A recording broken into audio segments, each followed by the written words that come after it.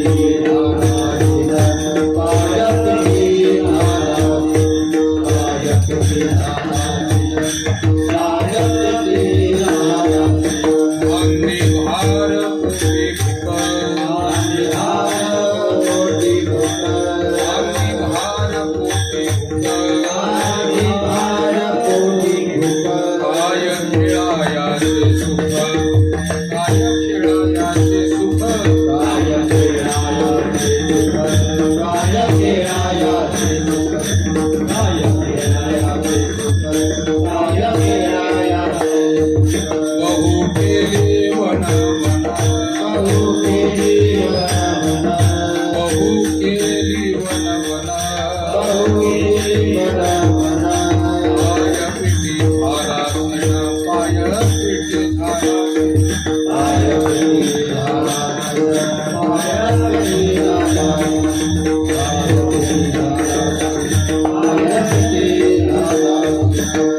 तुका म्हणे धामे तुका म्हणे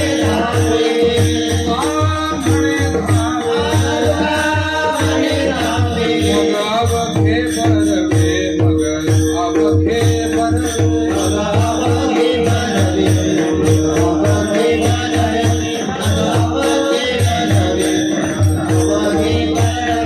बहु केली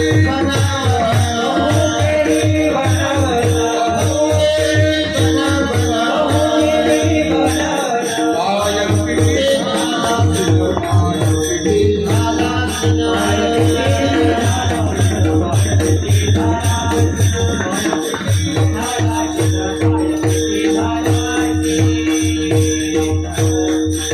विठोबार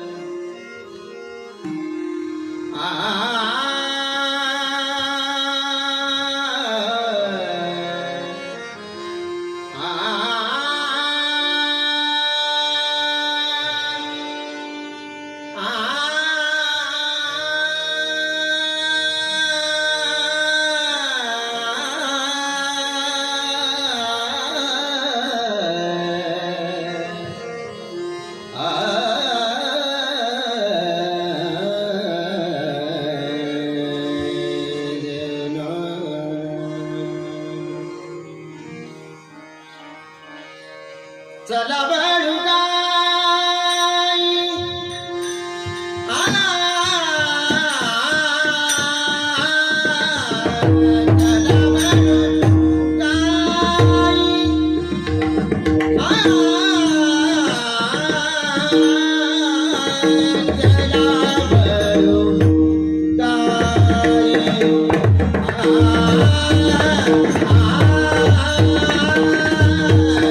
चला बळुगाई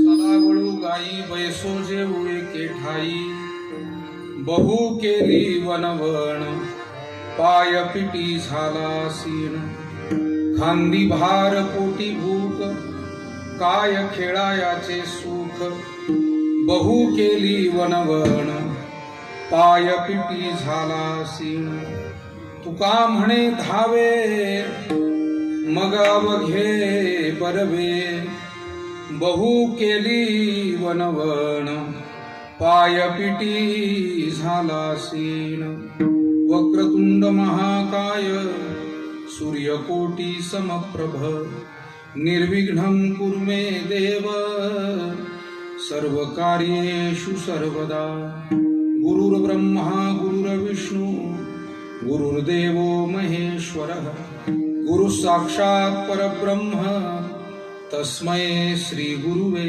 नमः महायोगपीठे तटे भीमरथ्यां वरं पुण्डरीकाय दातुं मुनीन्द्रये समागत्य तिष्ठन्तमानन्दकन्दं परब्रह्मलिङ्गं भजे पाण्डुरङ्गं मस्तकहे पायावे मस्तकहे पाया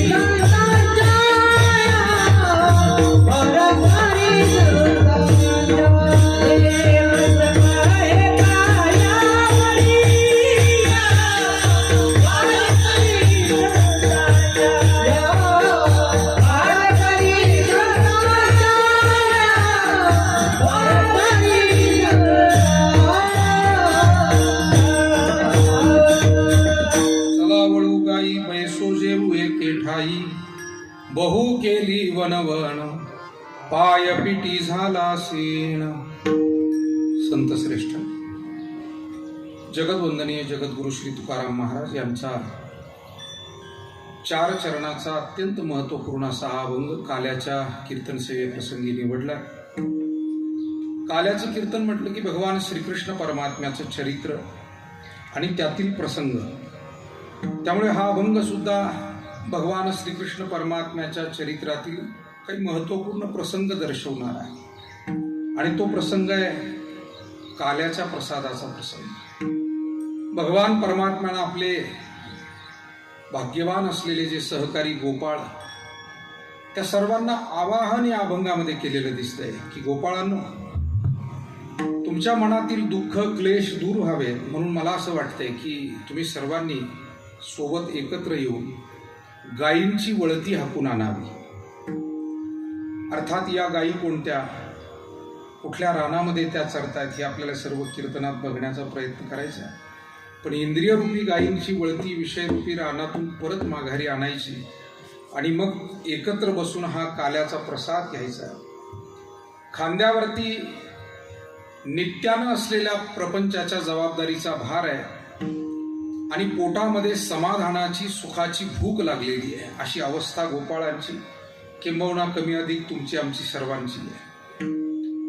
तुकाराम महाराज या सर्वावरती मार्गदर्शन करतात. ते म्हणतात, आपण जर आपल्या जीवनामध्ये सत्कर्मासाठी, पुण्यकर्मासाठी तातडी केली, थोडी लगबग केली, तर जीवनात चांगलं काही घडू शकेल. तुका म्हणे धावे मग अवघे बरवे विठाला.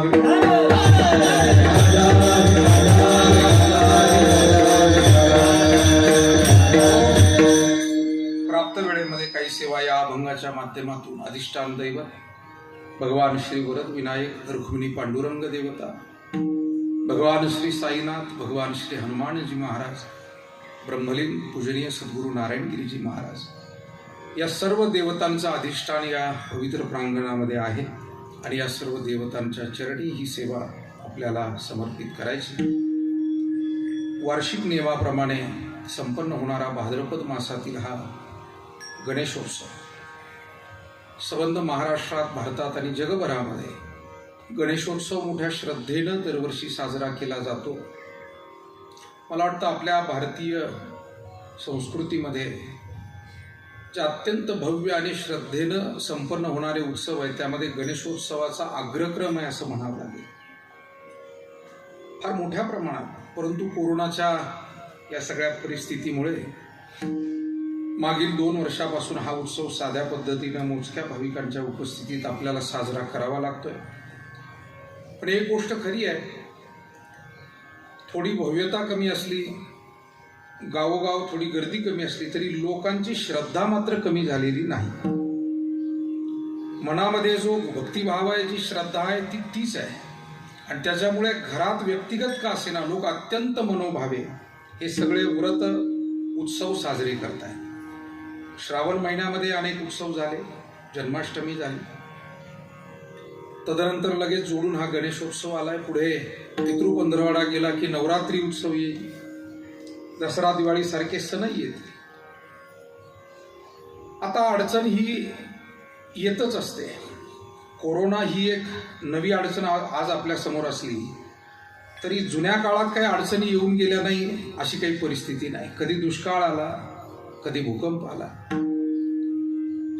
कधी अतिवृष्टी झाली, पूर महापूर आले, कधी वादळासारखे प्रसंग आले, वेगवेगळ्या भागात वेगवेगळी संकट. पण मानवी जीवन थांबलेलं नाही. मनुष्याला परमेश्वरानं अशा स्वरूपाची एक दुर्दम्य इच्छाशक्ती, सहनशक्ती मी म्हणेल ती परमेश्वरानं दिलेली आहे. त्या जोरावर आलेल्या संकटाला पचवून ते स्वीकारून, कारण स्वीकारल्याशिवाय तर पर्याय नाही. संकट ज्या वेळेला आपल्या व्यक्तिगत जीवनात असो, सामुदायिक जीवनात असो, संकट पुढे येऊन उभं राहतं. आता त्याला नको म्हणून काय ते जाणार आहे? नको म्हणल्यानं ते जात नाही. मग आलंय तर त्याचा मुकाबला केला पाहिजे, थोडं धीरानं, संयमानं, विचारानं. कारण गडबडला की मग काहीतरी चूक होते. कोणत्याही संकटात मनुष्य गडबडला की चूक. आपण पाहिलं कोरोनाच्या संकटात सुद्धा तेच दिसून आलं. थोडासा मनुष्य जर मनानं गडबडला, घाबरला, विचलित झाला, अशी जर का परिस्थिती झाली तर मग डॉक्टरांचाही नाईलाज व्हायचा. उपचार करण्याचे प्रयत्न तर डॉक्टर शेवटपर्यंत करतच होते. पण अनेक आपले अत्यंत जिवलग मंडळी आपल्याला सोडून गेली याचं दुःख या निमित्तानं आपल्या सर्वांच्या मनामध्ये. खूप चांगली माणसं ज्या त्या भागात गेलं की ज्या त्या मंडळींच्या आठवणी निघतात. ज्या त्या भागातले लोक आले की त्या भागातल्या काही आठवणी जुन्या. खरं म्हणजे अनेक मंडळी जी आपल्यातून गेली ती आणखी 5-25 वर्ष, 10-20 वर्ष आपल्यामध्ये, कोणी आणखी 5-50 वर्ष आपल्यामध्ये राहू शकली असते. अशी तरुण माणसं सुद्धा गेली. परंतु या निमित्तानं त्या सर्वांच्या विषयीचे अत्यंत आपल्या मनातला आदरभावही आपण प्रगट करूया, श्रद्धांजली प्रगट करूया. आणि हे होत असताना संत महात्म्यांनी जी शिकवण दिली की सुखानं हुरळून जाऊ नये आणि दुःखानं कोलमडून जाऊ नये. सुख आणि दुःख दोन्हीही भावना पचवण्याचं सामर्थ्य आपल्या अंतःकरणात निर्माण करणं म्हणजे आध्यात्मिक होणं. आध्यात्मिक होणं म्हणजे काय? फक्त वेश बदलला म्हणजे आध्यात्मिक होतो का? देश बदलला म्हणजे आध्यात्मिक होतो का? घरी राहतोय मंदिरात जाऊन राहायला लागला, याला म्हणावं देश बदल, जागेतला बदल. म्हणून देश बदलूनही आध्यात्मिक होत नाही, वेश बदलून आध्यात्मिक होत नाही. आध्यात्मिक होण्यासाठी अंतःकरणातील भावना आणि बुद्धीतले विचार या 2 गोष्टी बदलाव्या. जोपर्यंत बुद्धीतले विचार बदलत नाही, म्हणजे मी विनोदानं सांगत असतो की एक मनुष्य झोपला आणि त्याला जरा विचित्र स्वप्न पडायची.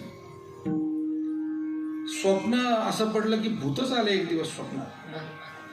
बरं, नाना तऱ्हेची भूत त्याला दिसले, काही असे तर काही तसे. रात्रभर बिचारा असा गडबडीत त्याचा रात्र गेली, झोप काही लागली. त्याचे गुरु होते साधू, त्यांच्याकडे तो दर्शनाला गेला आणि सकाळी सांगायला लागला, महाराज असं का झालं मला काही कळत नाही, पण मला फार अलीकडे विचित्र स्वप्न पडतात, रात्री तर फारच भूत स्वप्नात आहे. महाराजांनी सांगितलं, मी अंतर्ज्ञानी बिलकुल नाही, मी काही लोकांना फसवणारा नाही, पण संत महात्म्यांच्या विचारातून जर तुला उत्तर द्यायचे तर उत्तर एवढंच आहे, तू दिवसभर बऱ्याचशा भूतासारख्या लोकांच्या संपर्कात आला असशील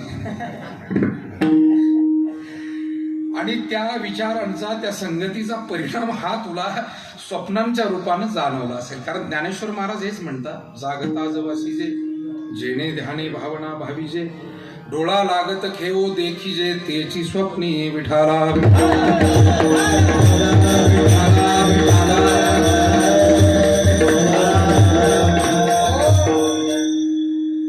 स्वप्नात काय दिसतं त्याचं मनोविज्ञान संत ज्ञानेश्वर महाराजांनी ज्ञानेश्वरीमध्ये सांगितलंय. संतांच्या वाङ्मयामध्ये मानसशास्त्र आहे, अर्थशास्त्र आहे, कुटुंबशास्त्र आहे, समाजशास्त्र आहे, अध्यात्मशास्त्र तर प्रामुख्यानं त्यात भरलेलंच आहे. पण जीवनाची ही जी उपांग आहेत, अध्यात्माव्यतिरिक्त हे जे सगळं जीवन आपल्याला जगायचं आहे, त्या दृष्टीनं जे काही सर्व मार्गदर्शनाची गरज आहे, ते सर्व मार्गदर्शन ज्ञानेश्वरी, गाथा, रामायण, महाभारत, भागवत, पुराण, शास्त्र या सर्व ग्रंथांमध्ये भरले. म्हणून आता परदेशामध्ये सुद्धा लोक भारतीय ग्रंथाचा अभ्यास करू लागले. आताच नाही, शेकडो वर्षापासून ही पद्धत सुरू झाली. इंग्रजांच्या काळामध्ये सुद्धा त्यांनी अनेक आपले ग्रंथ भाषांतरित केले. तुकाराम महाराजांचे अनेक अभंग इंग्रज अधिकाऱ्यांनी त्याच्यावरती पुस्तक लिहिलं, त्याचं ट्रान्सलेशन केलं. त्या काळात तुकाराम महाराजांविषयी काही त्यांची मतही व्यक्त केली, ती आपल्या सरकारच्या गॅझेटमध्ये आजही ती सापडते. म्हणजे मानवी जीवनाला स्थैर्य द्यायचं असेल, योग्य दिशा प्राप्त करून घ्यायची असेल आणि मानवी जीवन हे उत्कर्षाकडे, आनंदाकडे न्यायचं असेल, कारण उत्कर्ष म्हणजे काय, फक्त भौतिक उत्कर्ष म्हणजे उत्कर्ष होत नाही, हे आता जगात सर्वांनाच माहिती आहे. एखाद्या कुटुंबानं 1 कोटीचा बंगला बांधला तर गोष्ट चांगली आहे, गोष्ट वाईट नाही. जो तो आपल्या परिश्रमानं पुढे जात असतो त्यानं गेलं पाहिजे. पण 1 कोटीचा बंगला बांधूनही जर का विचार आणि संस्कारात बदल झाला नाही तर मग काही उपयोग नाही. तिथे त्या वास्तूमध्ये जर माणसं आनंदानं, सुखानं राहिली तर त्या वास्तूला महत्व आहे. सुख आनंदाचा अनुभव जर आला नाही तर ऐहिक प्रगतीचं करायचं काय. म्हणून हे भजन, कीर्तन आणि एकूण जे आपलं पिढ्यानपिढ्या चालत आलेलं अध्यात्मशास्त्र, याची गरज काय, तर तुकाराम महाराजांनी त्यावरती फार मार्मिक भाष्य केलं. तेने विण जीवा सुखन, तेने विण जीवा सुखन,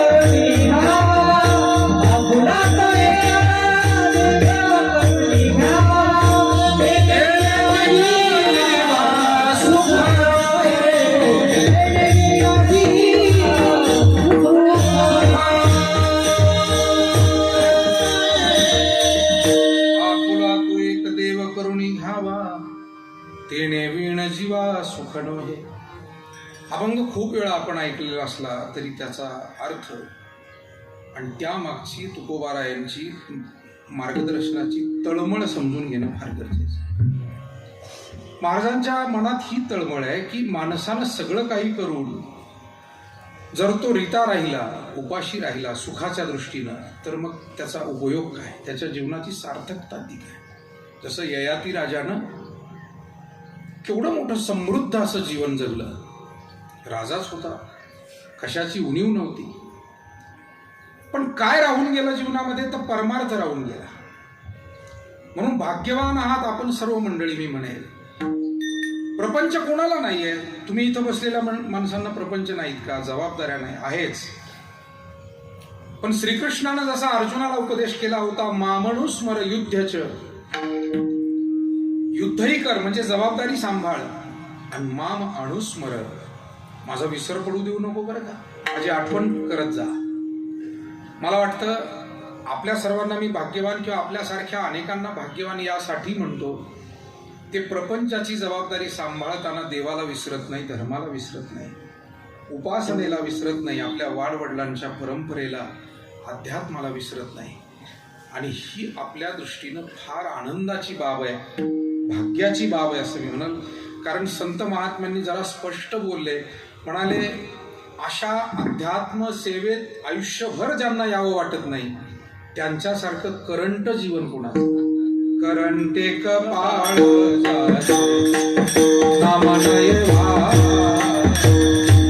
करंटे कपाळ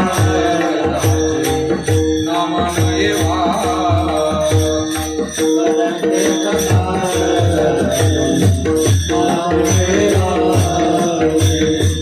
करंटे कपाळ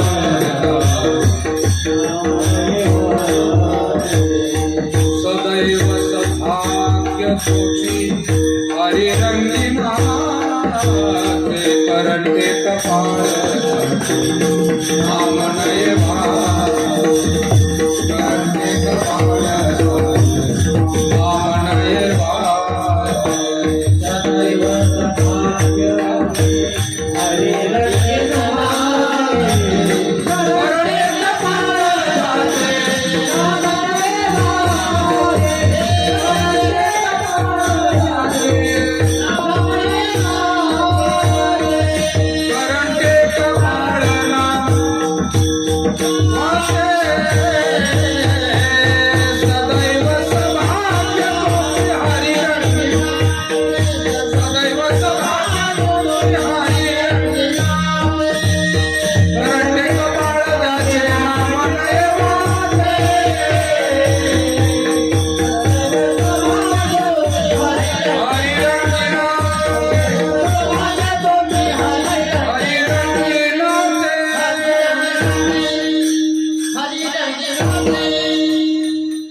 आपल्या मनामध्ये काही खंत असते, एक न्यून काहीतरी असतं जीवनामध्ये, त्याची एक खंत असते की बाबा आम्ही काही भाग्यवान नाही, आम्हाला मोठी नोकरी नाही, कोणी असं म्हणतो.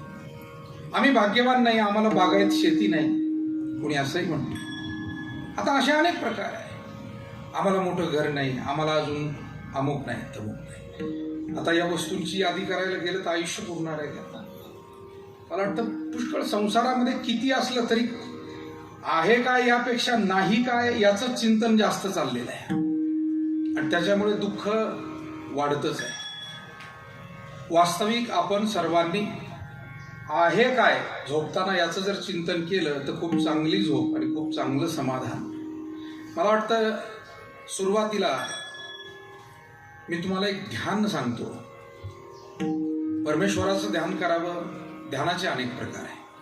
मी शरीर नाही, मी मन नाही, मी आत्मा आहे, अशा अनेक भावनेनं ध्यान केलं जातं. कधी योग आला तर त्याविषयी सविस्तर बोल.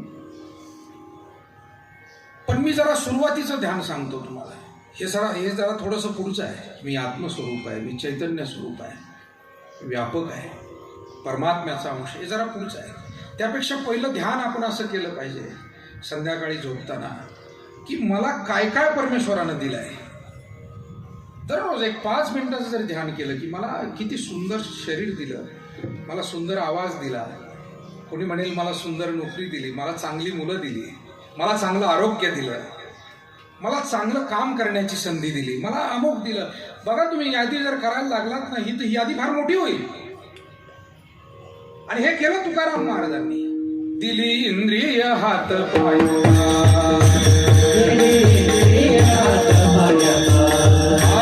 डोळे मुख बोलाया, डोळे मुख बोलाया,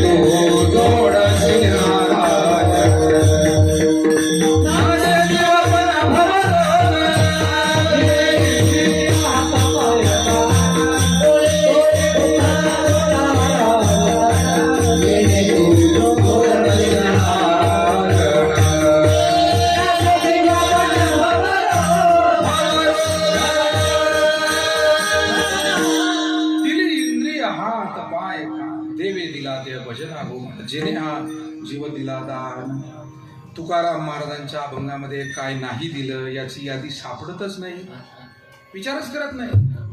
कारण त्यांना माहिती आहे ही यादी न संपणारी आहे आणि त्याचा विचार करायला गेलो तर आणखी खूप आधीचीच दुःख क्लेश भरपूर आहे आणि मग खूप दुःख होती. पण माणसाच्या मनावर आहे. मन करारे प्रसन्न सर्व सिद्धीचे कारण, मोक्ष अथवा बंधन सुख समाधान इच्छा. काय काय गोष्टी मनावर अवलंबून आहे. मोक्षही मनावर अवलंबून आहे, सुखही मनावर अवलंबून आहे, समाधान मनावर अवलंबून आहे. हे सगळं तुकाराम महाराज सांगतात. त्यासाठी मनाच्या सकारात्मक भावना विकसित करणं, नकारात्मक विचार, नकारात्मक चिंतन, आध्यात्मिक होणं म्हणजे काय या प्रश्नावरती बोलण्याचा प्रयत्न आपण करतोय. आध्यात्मिक होणं, बाहेरच्या गोष्टी अध्यात्मासाठी महत्वाच्या असतातच. आपण तुळशी माळ घालावी, आपण पंढरीच्या वारीला जावं, आपण पोथी वाचावी, कीर्तन श्रवण करावं, आरती करावी, व्रत करावं, उपवास करावा. या सगळ्या बाहेरच्या गोष्टी महत्वाच्या नाहीत का असं कसं म्हणता येईल? मुलांनी जसं शाळेत जाणं हे महत्वाचं असतं आणि घरी येऊन अभ्यास करणं हेही महत्वाचं, दोन्ही गोष्टी त्यांच्यासाठी. आता या दोन्ही गोष्टीला ते बिचारे पारखे झाले. या सगळ्या कोरोनाच्या काळात सर्वात मोठं नुकसान सतत कानावर पडतं. आपल्यासारख्यांना भेटलो की अनेक सज्जन माणसं सांगतात, मोठं नुकसान जे आहे ते विद्यार्थ्यांचं आहे, ते ज्ञानाचं आहे. कारण धनाचा तुटवडा भरून काढता येईल, ज्ञानाचं काय करायचं अवघड प्रश्न आहे. पण आता असं आहे की याच्यातून मार्ग काढावा लागेल. हळूहळू जसं हे पूर्वपदावर येईल, ही जबाबदारी नुसती शाळांवर न देता शिक्षकांनी जास्त, मी म्हणतो तास 2 तास जास्त शिकवण्याची तयारी येणाऱ्या काळात जेव्हा शाळा सुरू होतील तेव्हा शिक्षकांनी ठेवावी. आता इथे अनेक आमचे प्राचार्य आणि प्राध्यापक बसलेले आहेत, ते नाही म्हणतील असं मला वाटत नाही. बरोबर आहे ना वहिनी साहेब? कारण जबाबदारी घ्यावी लागणार आहे. शिक्षकांना थोडा जास्त वेळ द्यावा लागेल, पालकांना थोडंसं गावात जाऊन गावच्या गप्पा मारण्यापेक्षा पोरांजवळ बसून शाळेच्या गप्पा माराव्या लागतील. पालकांवर ही जबाबदारी राहील. गावच्या गप्पा थोड्या नाही मारल्या तर काय फार नुकसान होणार नाही, कारण त्याच गप्पा असतात. आता 5 वर्ष तो सरपंच राहणार, 5 वर्ष तो चेअरमन राहणार, पण त्याच्यावरच बोललं जातं. 5 वर्ष पुन्हा रोज बसून त्याच्यावर बोल. आता काय काठ्याकूट करायचा, द्या सोडून व्हा पुढं. विठाला हो, सांगण्याचा भाग माझा इतकाच आहे की आपल्याला जर मुलांचं नुकसान, माझ्या बोलण्याचा हेतू देणार नाही, मुलांचं नुकसान भरून काढायचं असेल तर आईनं, वडिलांनं, आजी आजोबांनी, शिक्षकांनी, समाजातल्या ज्या ज्या सगळ्या घटकांना ते करणं शक्य आहे. काही सामाजिक संस्थाही असतील, सामाजिक संस्थेचे अनेक उपक्रम असतात. कुणी गरजूंना कपडे वाटतं, कुणी गरजूंसाठी अन्नधान्य वाटतं. मला वाटतं येणाऱ्या काळात जेव्हा कोरोनाचं संकट कमी होईल तर सामाजिक संस्थांनी सार्वजनिक अभ्यासाचे उपक्रम जर अनेक गल्ली मोहल्ल्यामध्ये घेतले आणि हा जो ज्ञानाचा तुटवडा आहे तो भरून काढण्याचं काम केलं तर या पिढीसाठी ते फार उपकार होतील. कारण या पिढीला खूप मोठी अडचण त्या दृष्टीनं तयार झालेली आहे. विठाला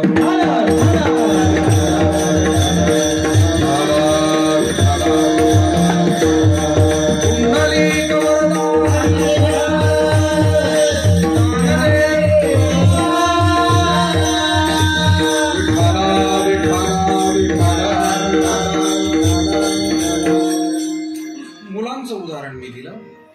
शाळेत जाणं, शिक्षकांच्या समोर बसून शिकणं हेही महत्वाचं, आणि घरी येऊन स्वयं अध्ययन करणं, मनन चिंतन करणं हेही महत्वाचं. तसं अध्यात्मामध्ये वारीला जाणं महत्वाचं, पण वारी नुसती जबाबदारीची नाही तर घरीही काहीतरी आणखी येऊन करावं लागतं. घरी काय करावं लागतं तर महाराज त्याचं फार गोड वर्णन करतात.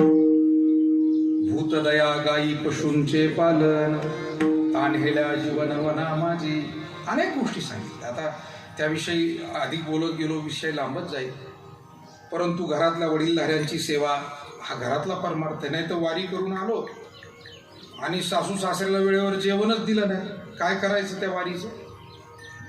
चारीधाम करून आले आणि शेजारी एखादा माणूस भुकेनं तडफडतोय पण त्याला चतकोर भाकरी दिली नाही, चारीधामाचा उपयोग काय होणार हा खरंच मनामध्ये येणारा प्रश्न आहे.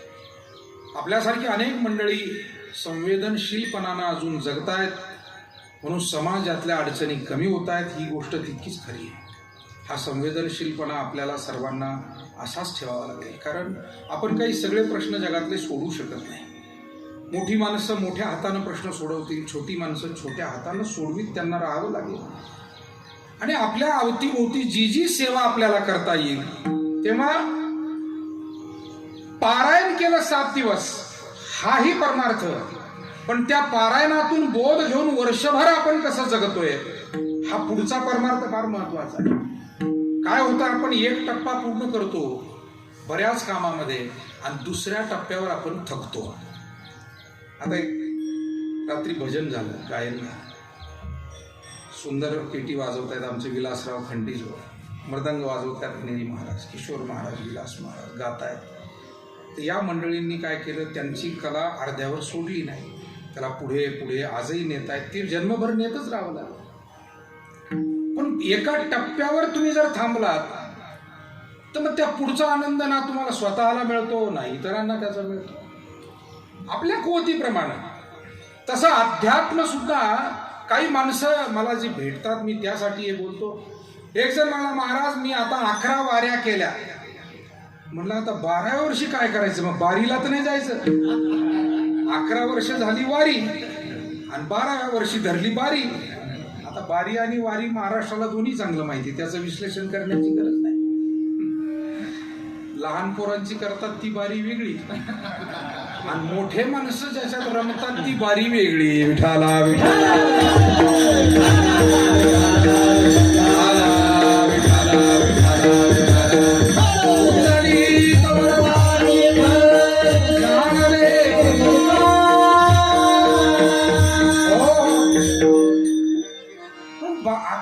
वारी केली तो म्हणतो आता मी येणार नाही. परमार्थात असं चालत नाही. एक जण म्हणला मी आता 5 पारायणं केली.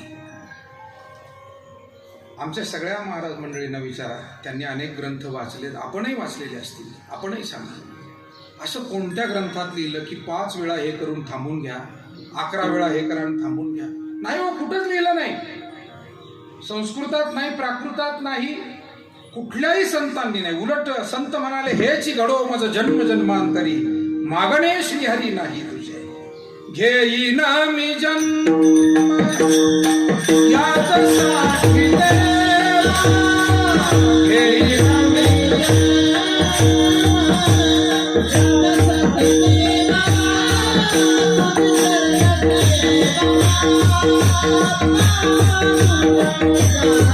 तुझी चरण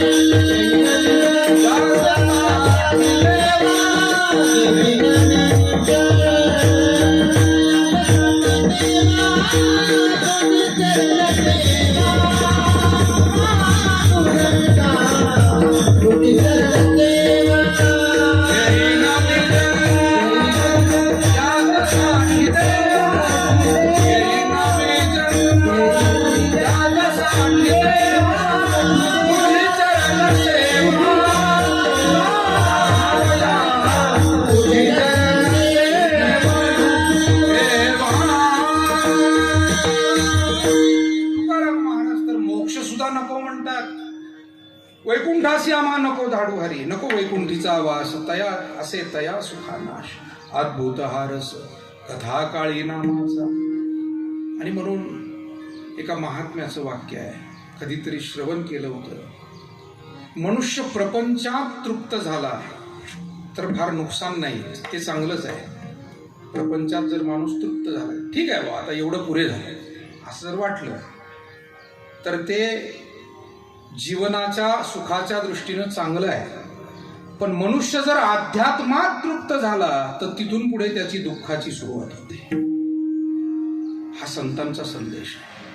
म्हणून अध्यात्मात कधी तृप्त होता येत नाही, होऊ नये. संत महात्मे म्हणाले, खादलेची खावे वाटे, भेटले भेटे आवडी. या सगळ्या शब्दांचे अर्थ काय, याच्या मागच्या भावना काय? खादलेची खावे वाटे म्हणजे गुलाबजाम, बुंदी, बासुंदी नाही, डायबिटीज आहे आता, हे चालत नाही फार. खाद्यपदार्थ नाही. इथे महाराजांना जो अर्थ अभिप्रेत आहे तो आहे भक्तिप्रेमाचं सुख, सेवेचं सुख, अध्यात्माचं सुख. ते सुख असं आहे म्हणाले, ते पुन्हा पुन्हा पुन्हा घेत राहावं वाटतं. देवाचं दर्शनही असं आहे पहा. आपण सगळी मंडळी देवदर्शन करतो, पण पुन्हा पुन्हा जावं वाटतं. पंढरपुराची तर गोष्टच वेगळी आहे. महाराष्ट्राच्या कोणत्याही खेडेगावात अनुभव असे आहेत, जर 4 माणसं बसली असली आणि बसल्या बसल्या म्हणलं, अरे चालता का रे उद्या पंढरपूरला, की गेले म्हणून समजायचं. काय शक्ती आहे पांडुरंगाची आणि काय ती भक्ती आहे लोकांची. या दोन्ही गोष्टीचा अंतपार लागत नाही. बाकीच्या गोष्टी करायच्या म्हणलं तर फार आटापिटा करावा लागतो. पंढरपूरला निघायचं म्हणलं की लगेच लोक निघतात. भेटले भेटी आवड, त्याला पुन्हा भेटावं वाटतं, त्याचं पुन्हा दर्शन करावं वाटतं. तुकाराम महाराज तर म्हणाले, देवा तुला असं वाटेल तुझ्या दारात आम्ही एरझारा घालतो. वारी म्हणजे एरझारा घालतो. आषाढीला येतो, कार्तिकीला येतो, महिन्याला येतो, पंधरवाड्याला येतो, येतच राहतो. मग तुला असं वाटेल देवा की काहीतरी यांना खूप काय मागायचं का काय? घाबरू नको, आम्ही तुझ्याकडे मागण्यासाठी येत नाही, फक्त दर्शनाची आवड आहे. परी आहे आवडी दर्शनाची, परी आहे आवडी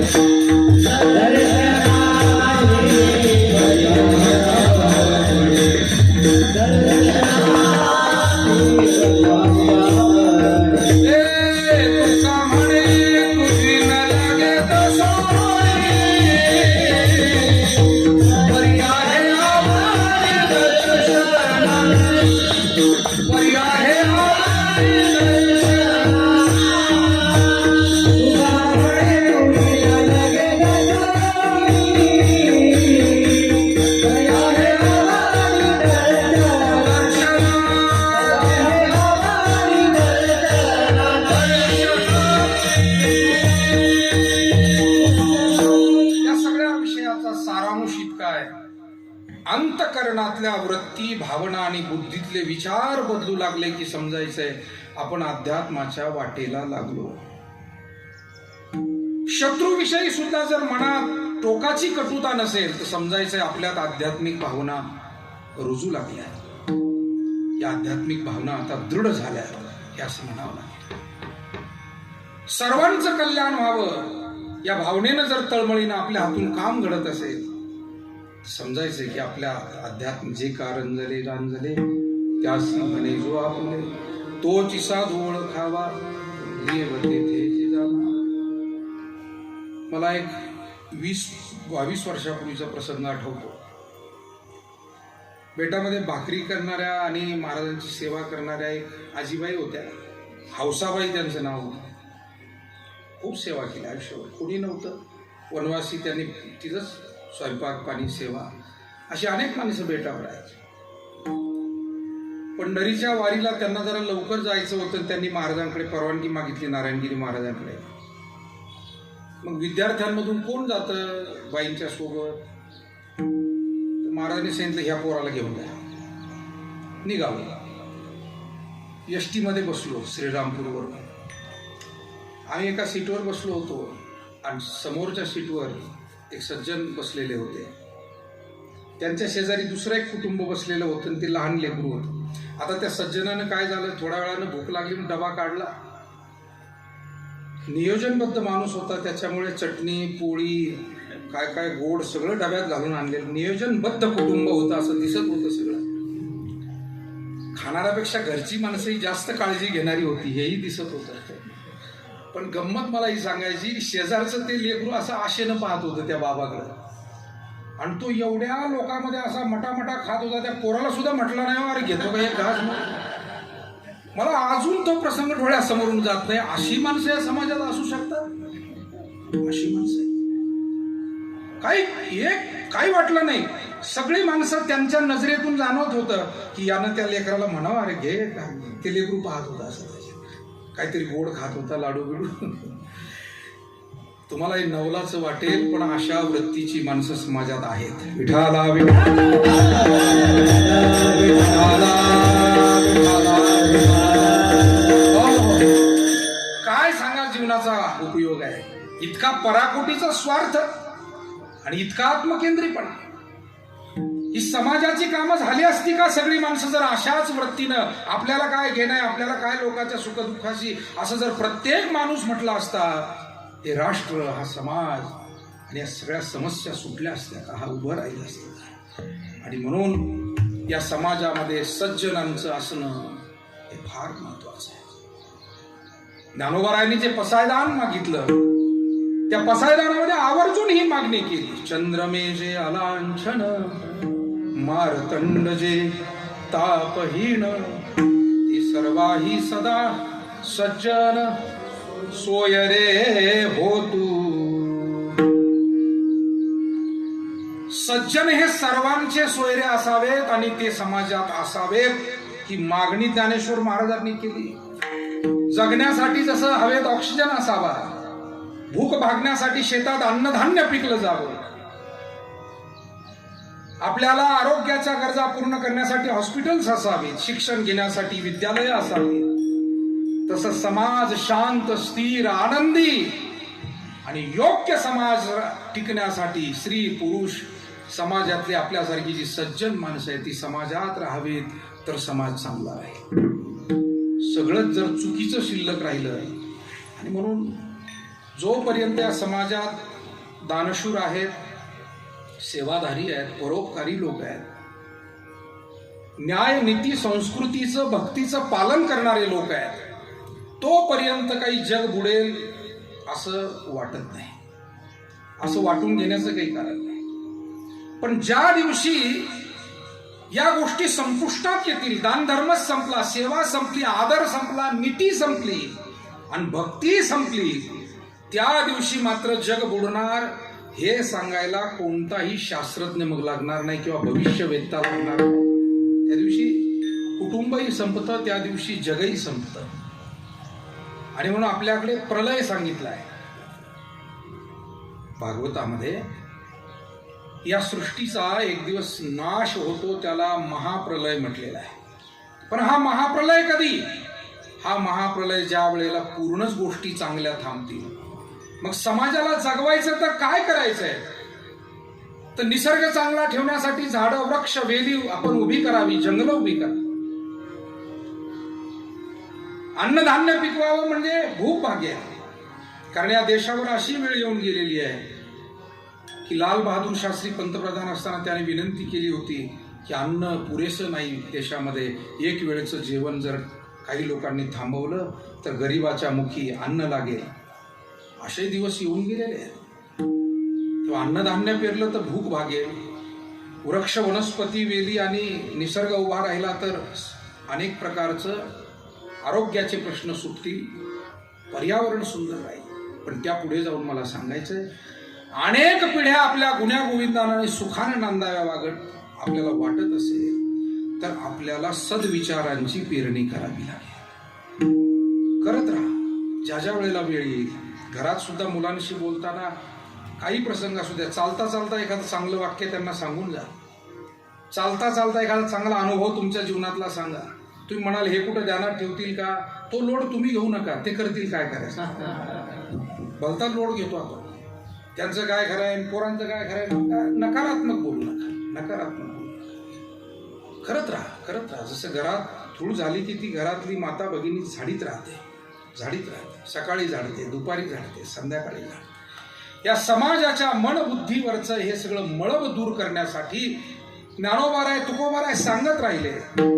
अनेक गुरुजन आपले वडीलधारे सांगतच राहिले. सांगण्यातूनच हे जग समृद्ध झालं. शब्द हा बहुसार, उपकाराची राशी, म्हणून चालविला मागे येतील त्यास.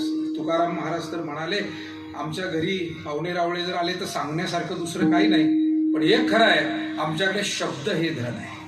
आम्हा घरी धन शब्दांचीच रत्ने, शब्दांचीच शस्त्रे यत्न करू. शब्दची आमुच्या जीवाचे जीवन, शब्द वाटू धन जन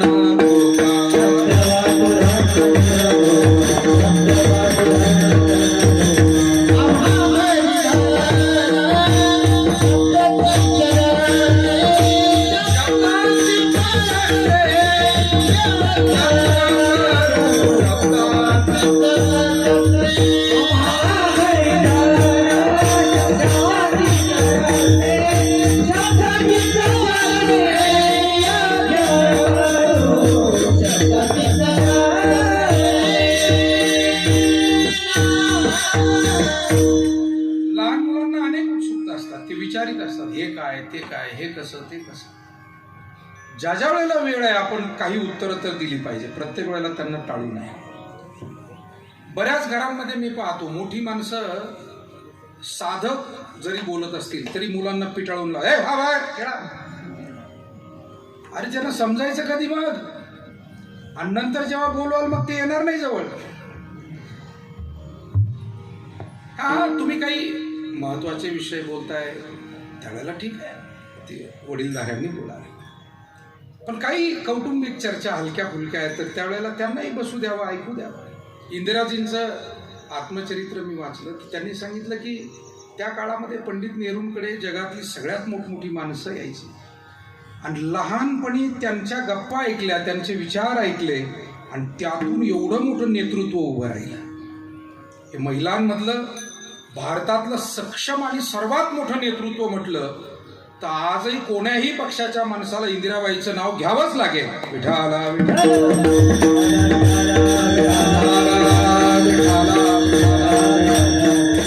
इतिहास काही बदलत नसतो, वर्तमानात आपल्याला तो मान्य करावा. तसं अहिल्याबाईंचं कार्य आहे, सावित्रीबाईंचं कार्य आहे, ते काही पुसत नाही. मला हे सांगायचंय की शब्द महत्वाचे आहेत, विचार महत्वाचे आहेत. माणसाचं जीवन अन्न वस्त्रावर निवाऱ्यावर चालतं किंवा त्या मूलभूत गरजा असं आपण नेहमी ऐकतो, पण हे माणसांचं जग फक्त अन्न वस्त्र निवाऱ्यानं समृद्ध होत नाही. अफगाणिस्तानामध्ये काय कमी पडलं म्हणून हा पेच उभा राहिला, असं जर तुम्ही मला एक वारकरी म्हणून विचारलं, मी काही विद्वान म्हणून नाही पण एक वारकरी आहे, आणि तुम्ही जर प्रश्न विचारला की अफगाणिस्तानात काय कमी पडलं, तर अनेक गोष्टी अडचणीच्या तिथे असतील, पण सर्वात महत्वाची उणीव जर कशाची झाली असेल तर ती सद्विचारांची आहे. त्या समाजामध्ये, त्या देशामध्ये ही संस्कृतीच पिढ्यानपिढ्या अशी राहिली, हाना मारा झोडा लुटा. गजनीचा मोहम्मद कुठून आला होता, तो गजनी कुठे आहे, तिथेच आहे. मग जे पेरलं ते उगवत आहे. विठाला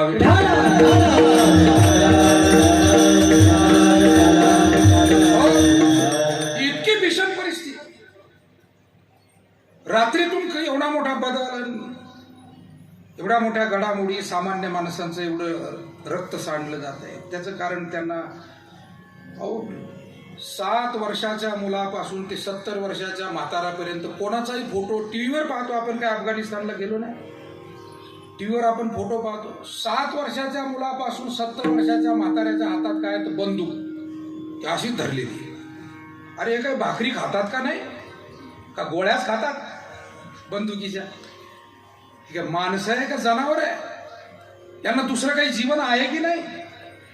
भाऊ, काका, मामा, आत्या, दिवाळी, ईद, काय गोड धोड, काय बोलणं बसणं जीवनात आहे का? बंदुकीत मंत्रिमंडळ करायला गेले तर म्हणजे तिथे बंदुकीत तांडा एकमेकांवर, मारा माऱ्या, लठ्ठा लठ्ठी. त्याचा शेवट असाच होणार. विठाला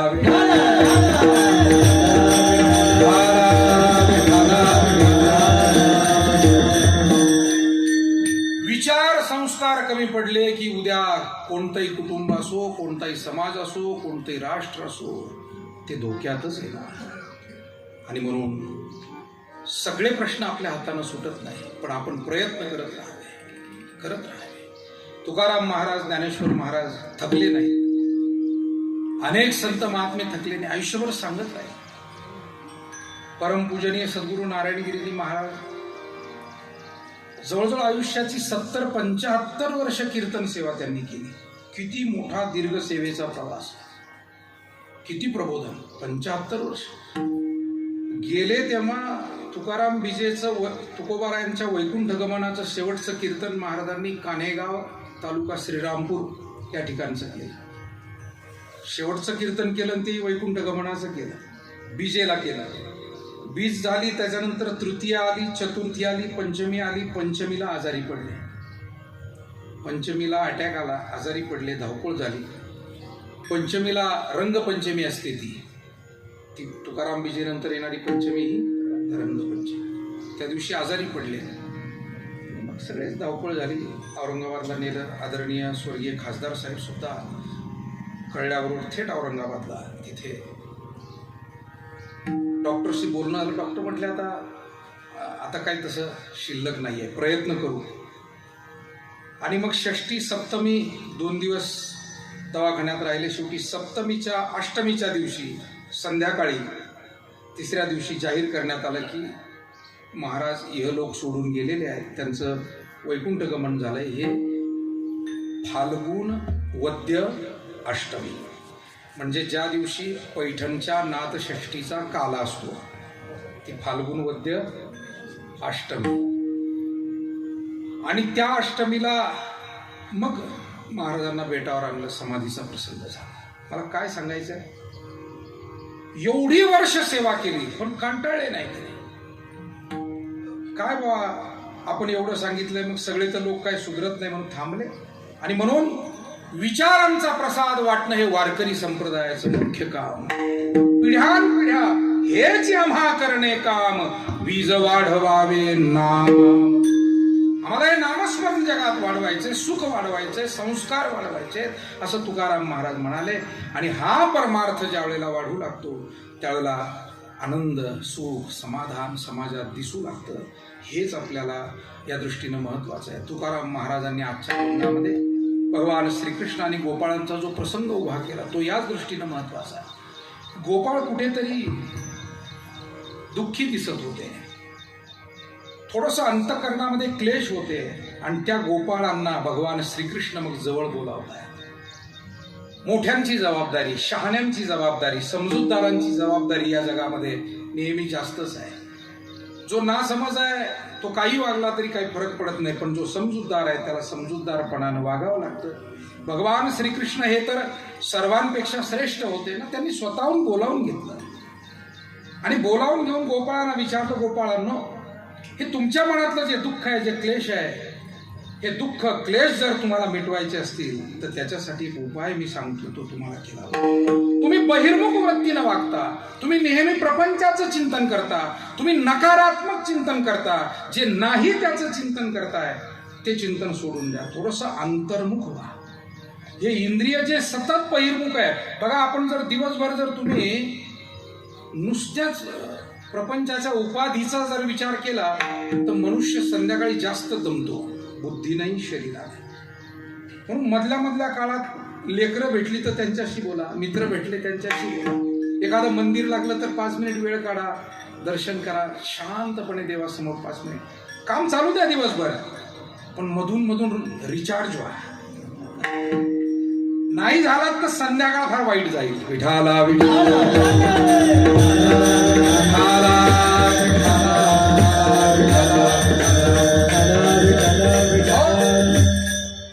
हे तुम्ही करताय म्हणून सांगतो, तुम्ही सगळे हे करताय. पण अनेक मित्रांना आपल्याला सांगायचंय, अनेक समाजातल्या स्नेहीजनांना हा संदेश द्यायचा आहे, हे करावं लागेल बाबा. कारण बाकी काय मनाचा थकवा घालवण्याचं औषध काय मेडिकलमध्ये नाही. गुडघे दुखतात त्याची गोळी मिळेल, डोकं दुखतं त्याची गोळी मिळेल, अनेक औषधं मिळतील. पण मनाचा आणि बुद्धीचा थकवा घालवायचा असेल तर आपल्याला कुठेतरी देवाधर्माजवळ, आणि ही मोठी माणसं आपल्याला तो संदेश आपल्यामध्ये देऊन गेले. तेव्हा गोपाळांना भगवान श्रीकृष्ण म्हणाले, अंतर्मुख व्हा. अंतर्मुख व्हा म्हणजे काय, तर इंद्रिय जे बाह्य वृत्तीत जास्त चिंतन करतात त्यांना कधीतरी अंतर्मुख, जसं मन आहे, बाह्य विषयाचं चिंतन करतं, अनेक गोष्टी मनाचे तरंग उमटत राहतात, त्या मनाला कधीतरी आपल्या स्वतः टोकावून पाहण्याची आपण सवय लावा की मी काय सेवा करतोय, काय मला अजून करणं अभिप्रेत आहे, माझ्या बोलण्यात काही चूक दिवसभरात झाली का. मला वाटतं होत असते, आणि झाली तर ती खूप टोचली पाहिजे, आपली खूप टोचली पाहिजे, झोप नाही आली पाहिजे त्या दिवशी. एखादी गोष्ट जर राहून गेली की अरे माझा एखादा स्नेही भेटला आणि गडबडीत मला त्याच्याशी बोलायचं राहिलं, टोचलं पाहिजे आपल्या मनाला, आणि पुन्हा कधीतरी फोन करून किंवा प्रत्यक्ष भेट घेऊन ते भरून काढलं पाहिजे. ही संवेदनशीलता आहे, ही अंतर्मुखता आहे. जी माणसं बहिर्मुखी त्यांना काही वाटत नाही, कोण आला कोण गेला याचे काय ते गणित ठेवत नाही. आणि ही अंतर्मुखता फक्त प्रपंचापुरती किंवा मित्र नातेवाईकांपुरती नको, तर जेने हा जीव दिला दान तयाचे करीन चिंतन. जो सर्वात जवळचा सोयरा परमात्मा आहे, जो मला आज जगवतोय, त्याची कृपा आहे मी जिवंत आहे, त्याची कृपा आहे मी जगात काही चांगलं काम करतोय, त्याची आठवण अंतर्मुख होऊन करणं. या सगळ्या गोष्टींना तुकोबारायांनी सांगितलं की गोपाळांनो चला आपल्याला गायीची वळती हाकून आणायची. अभंगाचं पहिलं चरण. चला वळू गाई, चला वळू गाई, चला वळू गाई, चला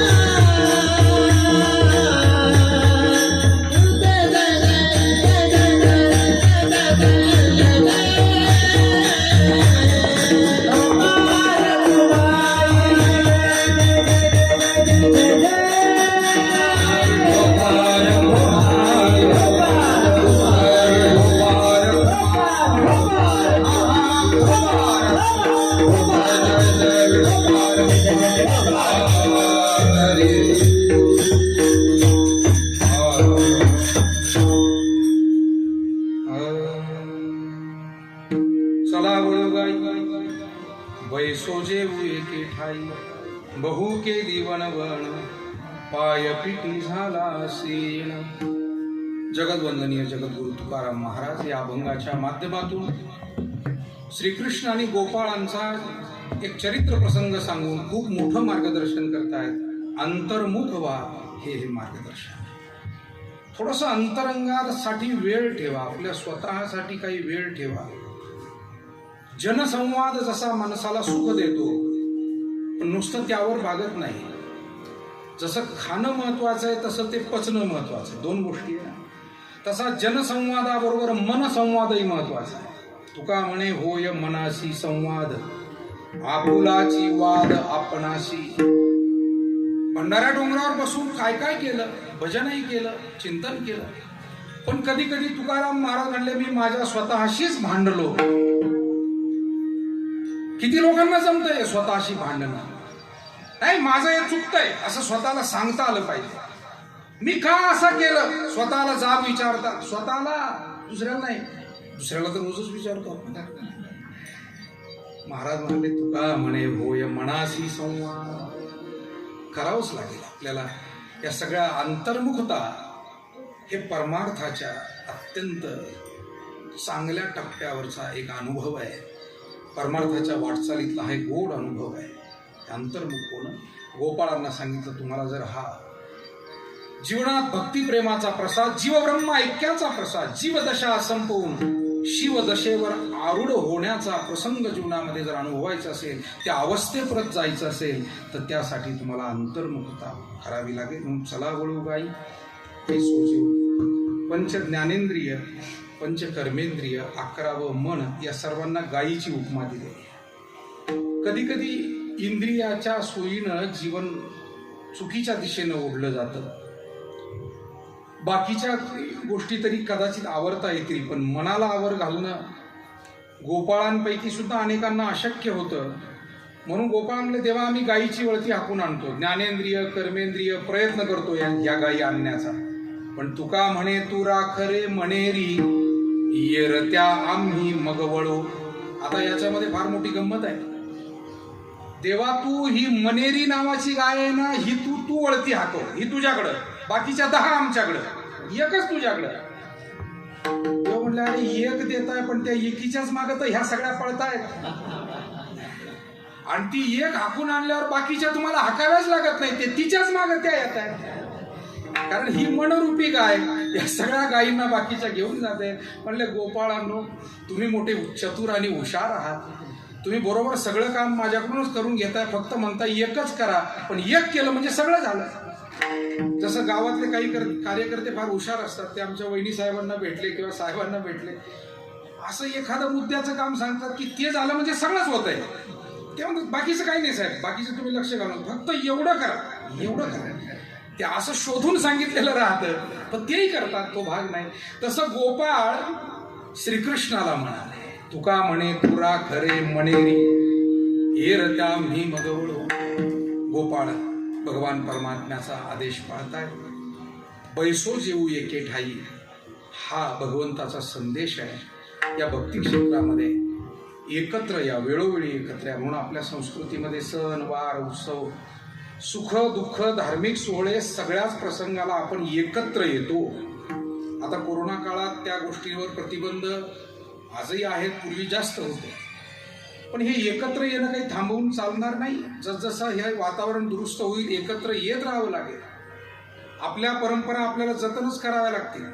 हे असं कोणी म्हणू शकत नाही की आता कोरोनामध्ये सवय झाली मग घ्या 50 माणसाचा अंत्यविधी उरकून. नाही जमायचं. ही सुखदुःख एकमेकाची वाटून नाही घेतली तर समाज कसा चालेल. ही आपली संस्कृती आहे. ददाती प्रतिगृह्णाती गुह्यम आख्याती पृच्छती भुंक्ते भोजयते चैव षडयते प्रीती लक्षण.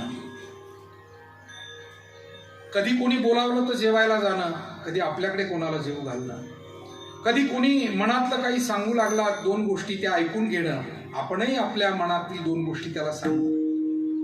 कधी कोणी काही दिलं तर प्रेमानं त्या भेटवस्तूचा स्वीकार करणं आणि आपणही त्याला भेटवस्तू देणं.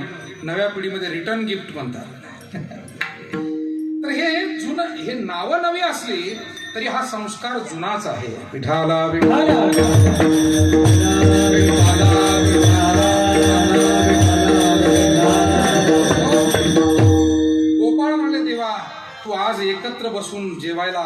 केलंय केवढं बरं वाटतंय. आम्हाला वेळच मिळाला नाही रे कधी की अंतर्मुख व्हा, मनाचं बुद्धीचं शुद्धीकरण करा, नामस्मरण करा.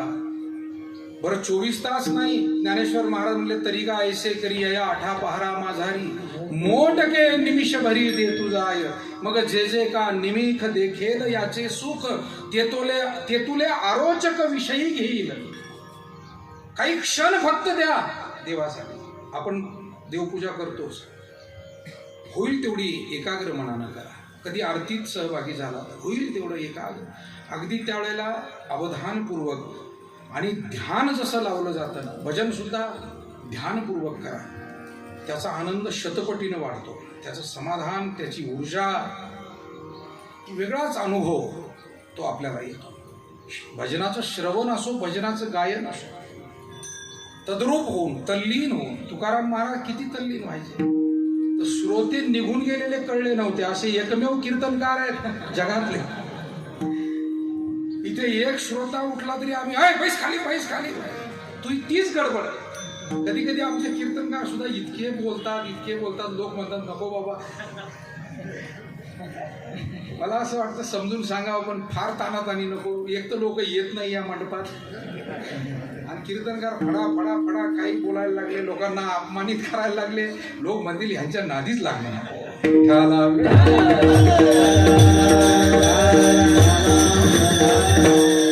कुठली संस्था किंवा कुठलाही कार्यक्रम असो त्याची काही नियमावली असते आणि ती आपण पाळतोच. जरी चुकलं तर थोडं काही वेळेला समजून सांगावं, नसलं जमण्यासारखं तर सोडून द्यावं. आता काल एका अंत्यविधीला गेलो, तिथे एक भोळा होता. भोळा आता एक कार्यक्रम खाली आता उखडला ना तिथंच.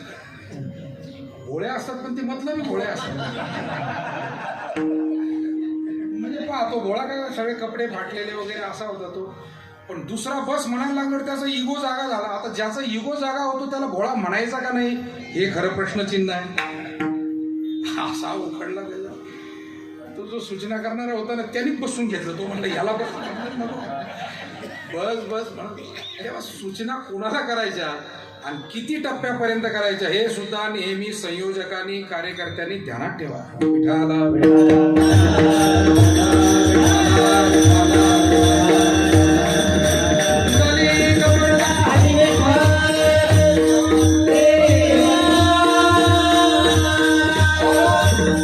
एकच अर्थ आहे, तुटेल इतकं ताणायचं नाही. कोणतीही गोष्ट असो, घर असो, समाज असो, कार्यक्रम असो, काही असो, तुटेल इतकं ताणायचं नाही. परिस्थिती पाहून समजून. तेव्हा गोपाळ म्हणले तेव्हा तू आवाहन केलंय. आजवर आम्हाला कधी हा वेळ मिळाला नाही. आज तुझ्या आवाहनानं एकत्र आलो, थोडा वेळ काढला आणि देवाच्या तुझ्या सानिध्यामध्ये आल्यानंतर आता मात्र असं जाणवतंय की आम्ही हे सुख अगोदर घ्यायला पाहिजे होतं. अगोदर काय झालं तर बहु केली वनवन पायपेटी झाला. खूप पायपीट झाली वनवन. म्हणून मी तुम्हाला भाग्यवान का म्हणालो, तुम्ही आयुष्याच्या होईल तेवढा अगोदरपासून परमार्थात वेळ देताय. सर्वजण भजन, कीर्तन, व्रत, उपवास, दान, धर्म, सेवा हा विसावा आहे जीवनातला. फार महत्वाच्या गोष्टी आहे. गोपाळ म्हणले हे नाही घडलं तर वनवन आहे, पायपीट आहे. मग बाकीची सगळीच पायपीट आहे. एक माणूस म्हणला काय महाराज सुखच वाटत नाही. म्हटलं का वाटत नाही? तो म्हणला म्हणून तर विचारतो तुम्हाला, सुखच वाटत नाही, सगळं उदास वाटतंय. काय या जगाचं तर काही खरंच नाही. म्हणला हे जग तर फारच वाईट आहे. असा इतका नकारात्मक बोलत होता की मला वाटलं आणखी 10 मिनिट जर याच्याजवळ बसलो तर मी आजारी पडेल संध्याकाळी. याचे विचार इतके असे भयानक होते. काही माणसं म्हणजे कठीण आहे तुम्हाला, इतके नकारात्मक होते. भावाविषयी बोलायला लागलं हातच झटक. भावाचं काय खरंय? बरं गावाचं काय खरंय? बरं पाहुण्यात त्याचं नावच घेऊ नका. अरे अरे अरे अरे हा माणूस तरी कसा, याला कोणच बरं वाटत नाही जगामध्ये. मला वाटतं अशा माणसांनी पटकन डॉक्टरकडे जाऊन स्वतःच्या मेंदूवर उपचार करून घ्यायला पाहिजे. इतकी माणसं एकदम वाईट कसे असतील? ज्या अर्थी तू सगळ्यांना सरसकट वाईट म्हणतोय त्या अर्थी तुझी तपासणी करणं गरजेचं आहे.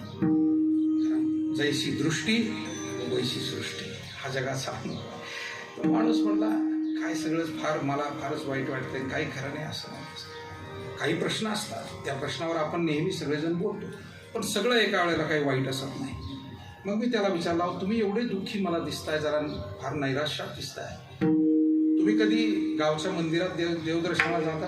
नाही म्हणला महाराज, मला काही ती गोडी नाही. काही पोथीपुराण घरात आहे, निदान हरिपाठ, हनुमान चालिसा, रामायण, भागवत, ज्ञानेश्वरी गाथा. नाही म्हटलं, माझे वडीलही त्या फंदात नव्हते, मी त्या फंदात.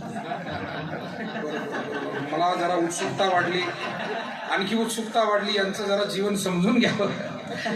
मग मी पुढे विचारलं त्या ग्रस्ताला, तुम्ही कधी पंढरी, आळंदी, त्र्यंबक, नाशिक, साईबाबांची शिर्डी असं देवदर्शनाला गेलात, मनोभावे दर्शन केलं, काही सेवा केली? नाही म्हटलं, कुठं वेळ मिळतोय, इतका व्याप आहे, कशाचं काय देवदर्शन वगैरे काय केलं? अहो बरं, तुमच्या घरी कधी गोरगरीब आला, काही त्याला दानधर्म, काही त्याला पाणी दिलं, जेवण दिलं? नाही, आमच्या घरात तशी काही पद्धती नाही. आणि मग माझ्या लक्षात आलं की हा इतका नैराश्यात, इतका वैतागलेला, आणि जीवनाकडे हा इतक्या चुकीच्या दृष्टीनं का पाहतो? तर नाही केला तरविला परोपकार, नाही दया आली पीडिता पर, करू नये तो केला व्यापार, वाहिला भार कुटुंबाचा. फक्त कौटुंबिक जीवन जगला, स्वार्थाचं जीवन जगला, पुण्य परोपकारापासून वंचित राहिला. त्याच्यामुळे मनातल्या ज्या भावना आहेत त्या दुर्भावनाच विकसित झाल्या, सद्भावना विकसित झाल्या. गोपाळ म्हणाले, देवा तुझ्यापासून दूर होतो, बहु केली वनवन पाय पेटी झाला. पण एक आहे देवा, मी आपल्याला एक सांगतो पुढच्या टप्प्यावर. मनुष्य सज्जन असो की दुर्जन असो, एक भूक मात्र सर्वांची सारखी, ती म्हणजे सुखाची भूक. सुख सज्जनाला पाहिजे आणि दुर्जनाला नको, असं कधी अनुभवात आलं तुमच्या? नाही. सुखम सर्वाय रुच्यते, शास्त्रकारांनी विधान केलं.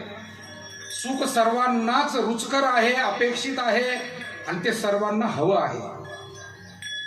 मग हे सुख जर सर्वांना हवं आहे, तर गोपाळ म्हणले, आम्ही ठीक आहे देवा, फार पुण्य आजवर केलं नाही, पण त्या सुखाची भूक मात्र आहे.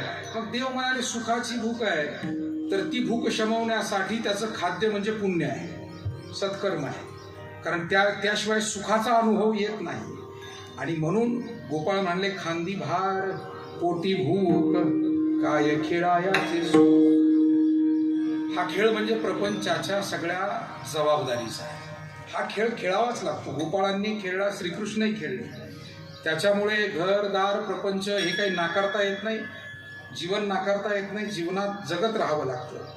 पण हा खेळ सर्व काळ सुख देणारा नाही, हे गोपाळांनी त्यावेळेला नोंदवून ठेवलं. काय खेळायाचे सुख, किती खेळायचं, म्हणजे कधीतरी या खेळातून थोडंसं बाहेर पडावं लागतं. ऐक खेळिया तुझ सांगितले, ऐसे जाणून खेळ खेळे रे. आता एक खेळियाचे अभंग आहे, पण 11:30 वाजत आल्यावरती नको म्हणायला म्हणून थांबतो. फार गोड अभंग आहे सर. हा खेळ खेळायचा, पण आमचे नामदेव महाराजांचे अभंग आहे ज्यांनी लिहिले, ते म्हणाले, ऐसे जाणून खेळ खेळे रे. कारण कोणताही खेळ विचारपूर्वक आणि सावध खेळला तर त्या खेळात तो यशस्वी होतो, अपराजित राहतो. आणि कोणत्याही खेळात बेसावध झाला की त्याला धोका होतो. तर प्रपंचाचा खेळ सुद्धा सावध खेळा, आणि ती सावधानता त्याच्यामध्ये ठेवणं म्हणजे त्या असलेल्या प्रपंचात परमार्थाची आठवण ठेवणं, सेवेची आठवण ठेवणं, सत्कर्माची आठवण ठेवणं. मग हा खेळ बाधक होत नाही, तो साधक होतो. विठाला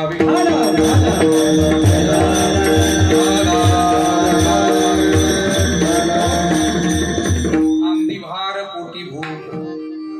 भार कशाचा आहे? प्रापंचिक जबाबदारीचा आहे. भूक कशाची आहे? सुखाची आहे.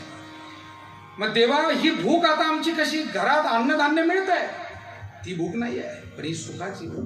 मग देव म्हणाले, त्याच्यासाठी एक करावं लागेल. जीवन फार क्षणभंगूर आहे, माहीत नाही कोणाला कोणत्या टप्प्यावर इथून सर्वांचा निरोप घ्यावा लागेल.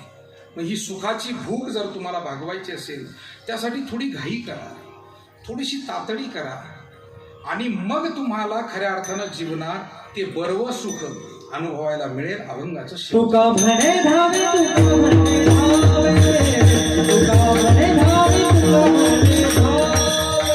म्हणे धावे, तुका म्हणे धावे, तुका म्हणे धावे, तुका म्हणे धावे, तुका म्हणे धावे, तुका म्हणे धावे, तुका म्हणे धावे, तुका म्हणे धावे, तुका म्हणे धावे, तुका म्हणे धावे, तुका म्हणे धावे.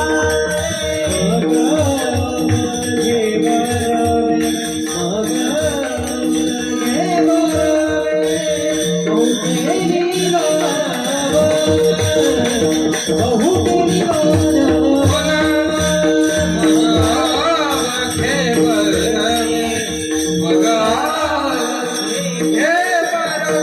बहु केली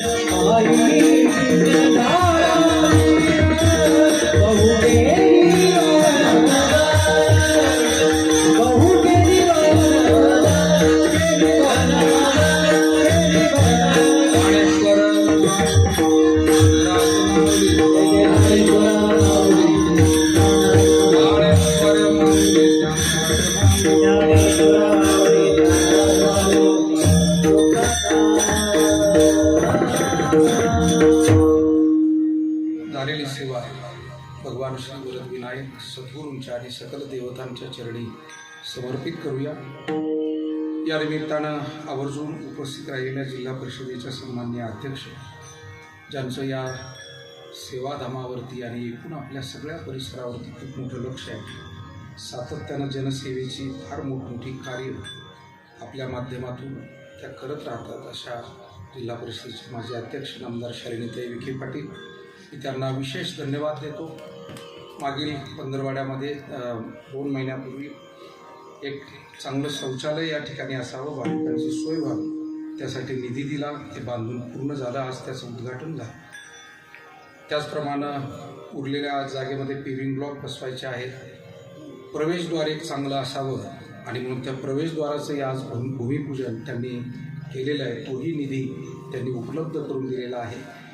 आणि ही सगळी वास्तू, हा सगळा परिसर जो समृद्ध झालेला आपण पाहतो, जवळजवळ 60 लाखाच्या पुढे काम त्यांच्याद्वारा या ठिकाणी घडलंय. आपण टाळ्या वाजवून अभिनंदन करावं. आणि असंच मोठं काम पुन्हा नारायणगिरी महाराज प्रतिष्ठान, तिथे स्वर्गीय पद्मभूषण डॉक्टर बाळासाहेब विखे पाटील यांनी भूमिदान केलं आणि विद्यार्थ्यांचं वारकरी शिक्षण सुरू झालं. वेगवेगळे धार्मिक उपक्रम त्याही ठिकाणी, जसे इथे आपल्या सेवाधामामध्ये होतात, तिथेही सुरू झाले. तर त्याही कार्याकडे आदरणीय वहिनी साहेबांनी खूप जातीनं लक्ष घातलं आणि त्याही ठिकाणचा परिसर विकसित करण्यासाठी भरीव योगदान दिलं. पुन्हा मी त्यांचे आभार व्यक्त करतो.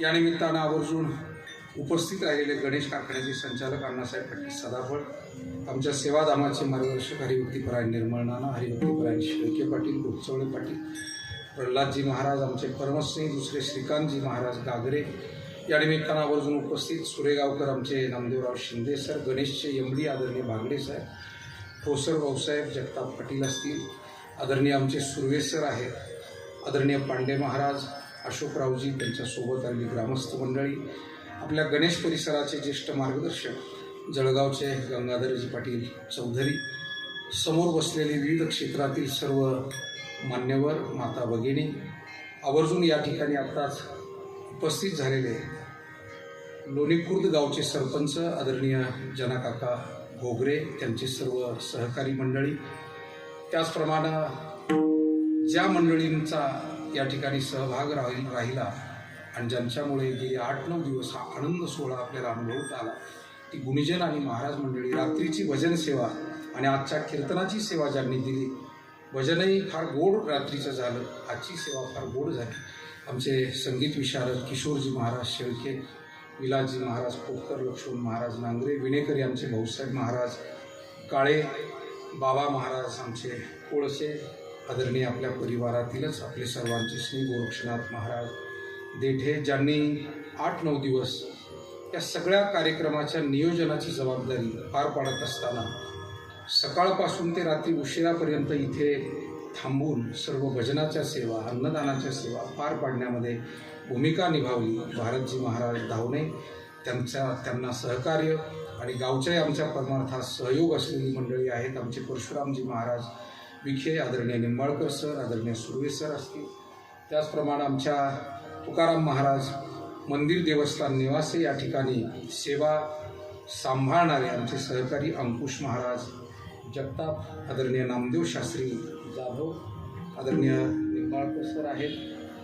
आमचे श्याम महाराज गागरे असतील, आदरणीय अण्णा महाराज गागरे, अण्णा महाराज लोंढे, केंटी निर्मळ साहेब असतील, आमचे मामा असतील. गावचे निर्मळ पिंपरीचे भजनी मंडळाचे प्रमुख आमचे रामभाऊ पाटील असतील आणि सर्व पिंपरीकर भजनी मंडळ, विशेष करून आमचे निगळ पाटील वैजापूर तालुक्यातून कापूस वाडगाव गंगागिरीजी महाराजांचं जन्मस्थान तिथून आलेत. त्यांनी भजनात सहभाग घेतला, त्यांनाही मी धन्यवाद देतो. आमचे रामदास पाटील तरकसे असतील, तरकसवाडीचं भजनी मंडळ आहे. परिसरातील अनेक भजनी मंडळांनी या ठिकाणी सेवा दिल्या, त्या सर्वांचाच नामोल्लेख या ठिकाणी मी करणार आहे. तेव्हा सर्वांचे धन्यवाद व्यक्त करतो. ज्यांनी हार्मोनियमची अत्यंत गोड साथ दिली ते विलासराव खंडीजोड, शिर्डीला राहतात, आणि ज्यांनी मृदंगाची अत्यंत गोड साथ दिली ते अनिल महाराज टेकुडे. या सर्वांचेच आभार व्यक्त करतो. आरती ताबडतोब होईल, सर्व टाळकरी मंडळी खाली बसतील आणि पुढील सत्काराचा कार्यक्रम एक 5-10 मिनिटांमध्ये संपन्न होऊन त्यानंतर आपल्याला महाप्रसाद घेतल्याशिवाय कोणाला जायचं नाही. एक 10 मिनिटाची अपेक्षा फक्त आपल्याकडनं करतो. विठ्ठल जय. जय जय